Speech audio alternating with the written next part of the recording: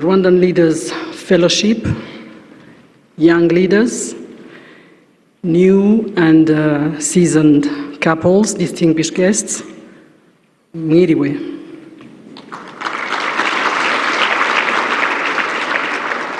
Nishimiye kubana namwe uyu munsi tuzirikana agaciro ko kubaka umuryango uhamye kandi tunibukiranya inshingano zacu twese zo kuwusigasira. Ndashimira ubuyobozi bwa Rwanda Leaders Fellowship kubera iki gikorwa ngarukamwaka kitubera umwanya mwiza wo guhura no kuganira ku nshingano dufite nk'abayobozi mu kwimakaza indangagaciro zubahisha Imana mu buyobozi arizo instilling godly values in leadership.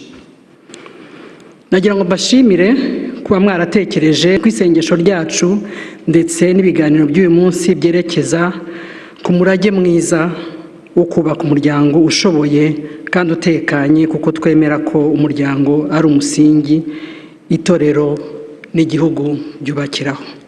Bavandimwe dusangiye imyemerere, ntitwabura guhangayikishwa n'ibihe turi kunyuramo, aho isi yimitse kwireba, kwikunda bifata indi ntera, aho inyungu z'imiryango community muri rusange bitagifite umwanya, aho umuntu yahindutse ntibindeba, inda, ubunyamaswa n'izindi ngeso mbi zose zikabyuriraho, bigatuma za ndangagaciro z'umuryango, ibanga ry'abashakanye, ubwitange butizigama bitagihabwa agaciro.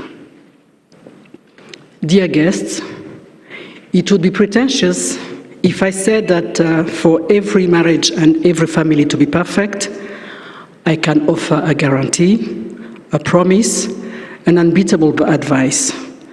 So before I go any further, allow me to offer it to Imana y'u Rwanda in this prayer.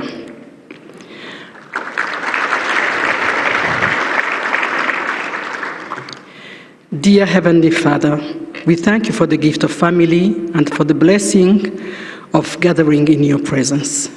We pray that every home here may be filled with love that is patient, unity that endures, and wisdom that grows stronger through trials.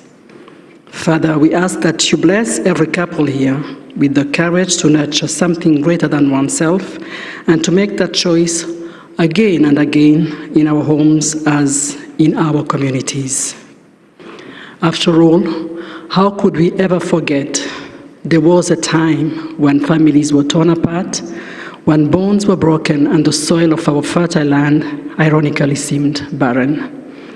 Yet you, Lord, restored possibility out of loss. You taught us the preciousness of family through the pain of its absence. May we never forget this lesson, and may we always guard our families as treasures from you. Dear Lord, teach spouses to be advocates for one another, to recognize not only their strength, but also their imperfections with compassion. Remind us that neglect does not always arrive with loud conflict, but can slip quietly into the days when we stop paying attention. Let us be aware. For such busy lives we all lead, such conflicting priorities we must tend to all. The Rwandan woman attempts to juggle substantial responsibility and personal accomplishment with admirable grace. You'll pardon my bias, but I have borne witness to this myself. You deserve flowers.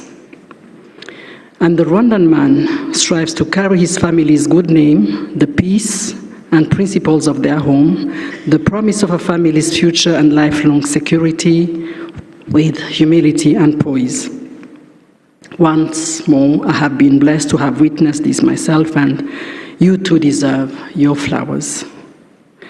Still, what loaded plate for us all. So how do we make the space to ensure significant others, our families, also feel our affection and emotional support, not just by reaping the benefits of our effort, but through our mere loving presence. Lord, we ask that through the wheel of life, you keep us attentive, patient, and willing to serve. Lord, we pray that our children grow into compassionate and responsible leaders governed by faith and love. May our homes shape them into the clear-headed, principled, and compassionate people they are meant to become. We thank you, Father, for hearing these prayers. Bless our family. Bless our families, bless our rebuilding nation, and bless the generations to come. Amen. Babyeyi kandi bayobozi bacu bakibyiruka. Urugo ni u Rwanda ruto, urugo kandi ni ijuru rito. N'umwana w'Imana yavukiye mu rugo, mu muryango.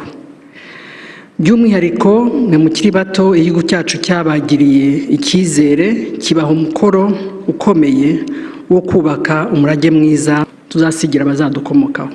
Nagira ngo rero uyu mwanya uze kutubera wo gufata ingamba zihamye zo kuba intangarugero mu kubera urugero ubushyo mwaragijwe. Izi nshingano rero nta handi zitangirira atari mu ngo zacu. Iyo urebye usanga imwe mu mpamvu zituma ingo nyinshi zisenyuka nuko bamwe bashyira imbaraga mu gutegura ibirori by'ubukwe kurusha gutegura urugo nyirizina. Mukwiye kumenya rero ko kubaka urugo ari ingenzi aho gushyira ubushobozi bwose mu gutegura ubukwe. Abarushinga bakwiye kwibaza ibi bikurikira, bimwe muri byo: ese tugiye kubana kubera urukundo cyangwa ni igitutu cy'urungano n'icy'imiryango? Ese tugiye kubana kubera ko mugenzi wanjye atwite? Ese ni impamvu y'ubushobozi mutezeho? Hano dukwiye gushishoza byimazeyo ku mpamvu nyakuri zo kubaka urugo. Aha rwose ndagira ngo nisabire by'umwihariko abakiri bato, nk'uko tubona izindi mpinduka muzana mu iterambere, muzadufashe no guhindura iyi mitekerereze nk'abantu bakiri bato basobanutse kandi biyemeje kubaka u Rwanda. Bayobozi bato bacu, igihugu cyacu gifite amateka asharira, ariko mu rugendo rwo kuva ikuzimu tujya ibuntu, imfura zabanjirije zaciye karande y'amateka mabi. Imfura kenshi nizo zigaragaza nk'abayobora inzira mu muryango, zikanyura rimwe na rimwe mu bigoye cyangwa bigaragara nk'aho ari bishya, ndetse zigashyiraho umurongo akenshi abakurikira bakurikiza. Nk'inkingi ikomeye y'ubuyobozi, kenshi ababyeyi babitegaho byinshi, yaba ibivugwa n'ibitavugwa. Ibikorwa byazo bikagira ingaruka mu muryango wose. Nk'uko rero bimeze ku mfura, namwe mwese mwateraniye hano muri abayobozi bato, navuga bari mu cyiciro cya mbere cy'ubuyobozi mu gihugu cyacu, ariyo first generation of young leaders. Munyura mu mbogamizi, muri kugira uruhare runini kandi rw'ingenzi. Intsinzi zanyu nizo zizacana urumuri rw'impinduka z'igihugu cyacu. Hari abagitekereza ko ibyo twagezeho nk'Abanyarwanda tubikesha gusa ibitangaza by'Imana, ariko Imana nayo ifasha uwifashije. Muragijwe inshingano zo gusigasira ibyo bakuru banyu badutabaye barwaniye. Mwubakire mukomeze imihigo yo kuba intangarugero mu ngo zanyu, mutibagiwe no mu nshingano zanyu z'akazi, bityo mukabye inzozi z'abatubanjirije. Hari inshingano rero ufite nawe ubwawe mu byemezo ufata mu rugo rwawe, mu kazi kawe, mu buryo ubana n'uwo mwashakanye, no mu buryo urera abana bawe. Uruhare rwawe ni rugari kandi rurihariye. Imana yaguhaye igihugu, iduha indangagaciro, iduha n'ubwenge. Tubikoreshe neza, ijuru duharanira tubanze turyubakire hano ku isi. Nta handi twatangirira rero atari mu ngo zacu. Bene Imana, bene u Rwanda, gusesengura neza impinduka z'ibihe, z'imigenzo n'iz'imico bidufasha kudasigara inyuma mu mitekerereze. Hambere umugabo yahahiraga urugo akarurinda, akaba umutware mu muryango we. Umugore nawe akita ku rugo, akarera abana, akaba mutima w'urugo. Ibihe uko bihinduka niko n'inshingano z'abashakanye zigenda zihinduka, akaba ari nayo mpamvu ihame ry'uburinganire n'ubwuzuzanye ari kimwe mu mahitamo twagize nk'igihugu. Ubu navuga ko mwantesheje inshingano zanjye, ariko kubera agaciro mpa young leaders, ubu mutagira ngo nakererewe ku mpamvu nka zimwe Tom yavuze, ariko nagombaga gufatanya gusiga nsezeye uwo twashakanye wari ufite urugendo nkahava ataranagenda kugira ngo mbasange. Ubwo hari inshingano ntujuje, ariko yabyumvise kubera agaciro abaha. Ese uko ibihe bihinduka niko natwe twiga ko ku gisobanuro nyakuri cyo kubana n'inshingano za buri wese. Ese umugore wawe wabyaye usobanukiwe impinduka nyinshi z'umubiri zamutera amarangamutima udasanzwe umuziho? Hano ngira ngo abaganga baramfasha kubisobanura. Uruzi ko abashakashatsi bagaragaza ko ku mugore utwite 1/6 cy'ubwonko bwe kigirwaho ingaruka muri ayo mezi y'imvune nyinshi. Our brain shrink. Bari mubizi? Mujya mwumva pregnancy brain, mwaratubonye ukuntu tugira amazinda, ukuntu twibagirwa. Ahubwo se wareba amajoro arara yonsa umwana arira, ntihari ingaruka zumvikana zamuhungabanya? Ni iki wakora kugira ngo umubere ka kabando muri iyo minsi itoroshye? Ese umugabo wawe uhangayikiye guteza imbere umuryango, umwumva ubishyizeho umutima, mukajya inama, ukamubera isoko avoma imbaraga zo guhangana n'ibimurushya? Ese mwibuka guca bugufi iyo mwateshutse ku nshingano zanyu, mugasabana imbabazi, umwe akabwira undi ko mutari mugambiriye kubabazanya? Bigaragara ko bamwe bagereranya ubuzima bwabo n'ibyo bareba mu mashusho ku screens. Ubu murambabarira kuvuga ibi, ubu nta gice cy'umubiri kitagurwa. Nyamuneka tuzirinde ko ibishashagiranya cyangwa ibiterano ari fake illusion byazasimbura ibyo dufite biramba nk'indangagaciro zacu.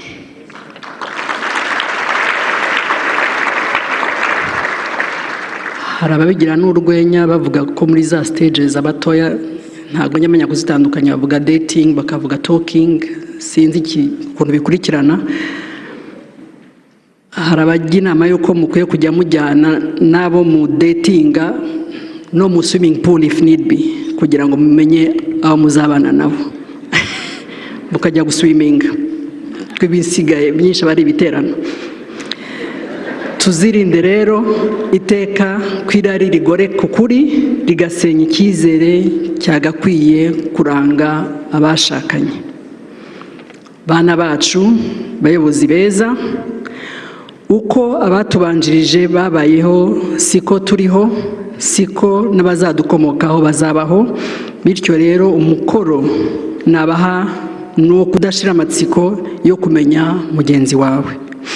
Ibi ndabibabwira nk'umubyeyi, ariko ni mwebwe muzi icyo ingo zanyu zikeneye kugira ngo zibabere rya juru rito navuze.